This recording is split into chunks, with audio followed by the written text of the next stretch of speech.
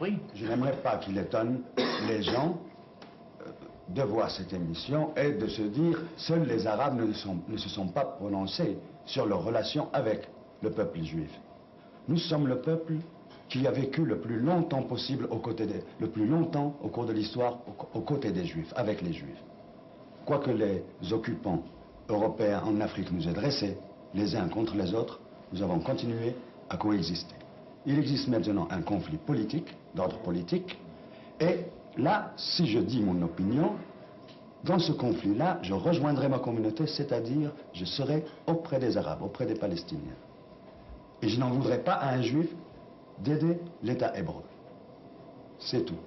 Le jour venu où ce conflit verra sa solution, je vous assure, il y aura le triomphe du bon droit, j'aurai exactement la même considération que j'ai pour le Juif en tant que Juif. Mais ici, avec vis-à-vis de aucun problème. Je coexiste. Non, en tant que Juif, absolument rien. Ok, Yéyé, vous vouliez parler. Non, je ne sais pas. Il faut qu'on dise. On parle des Juifs qui sont partout dans le monde, ou bien on précise en parlant de l'État d'Israël. Parce que les Juifs qui sont dans le monde, ce sont des gens, on peut dire tout ce qu'on veut sur eux, ce sont des gens qui savent se battre pour se maintenir. J'ai peut-être beaucoup d'admiration pour eux. Mais les Juifs qui sont dans l'État d'Israël sont des crapuleux.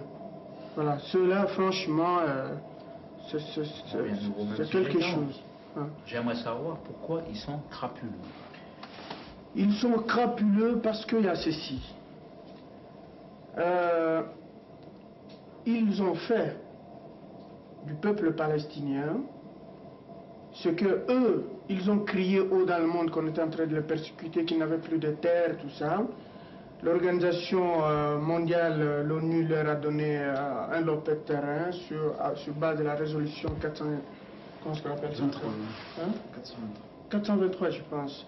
Ils ont un État maintenant, mais déloger le peuple palestinien de son territoire et l'occuper, faire des colonies de peuplement, ça c'est crapuleux. Alors là, je vous retiens tout de suite. Côté politique, franchement, votre histoire ancienne, parce que vous ne connaissez pas l'histoire. Mais moi, je vous arrête dans le monde, parce que j'ai pas les Juifs dans le monde, c'est quelqu'un que j'admire beaucoup, qui sait se battre pour se maintenir. Bon, je ne voudrais pas qu'on rouvre ce dossier qui est insoluble. Il y a tellement de nous. Mais je tiens à préciser qu'en Israël, il y a des Arabes qui coexistent déjà avec les Juifs et qui s'entendent très bien. C'est la majorité de la population d'ailleurs. Je n'ai pas de parti pris.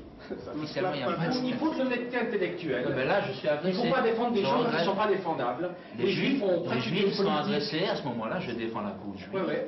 Ben, il faut les défendre si elle était défendable. Les Juifs, les rabbins fanatiques, se comportent d'une manière scandaleuse. Il n'y a qu'à voir l'affaire de Naplouse, avec le maire de Naplouse qui a perdu 2 jambes dans un attentat crapuleux. Les Juifs se comportent comme les nazis se sont comportés pendant la dernière guerre mondiale.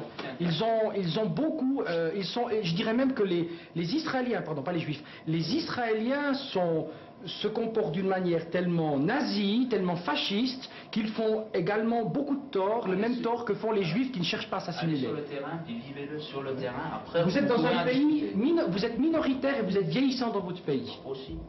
Mais il faut aller en Israël. C'est pour ça que vous ne pourrez pas tenir longtemps.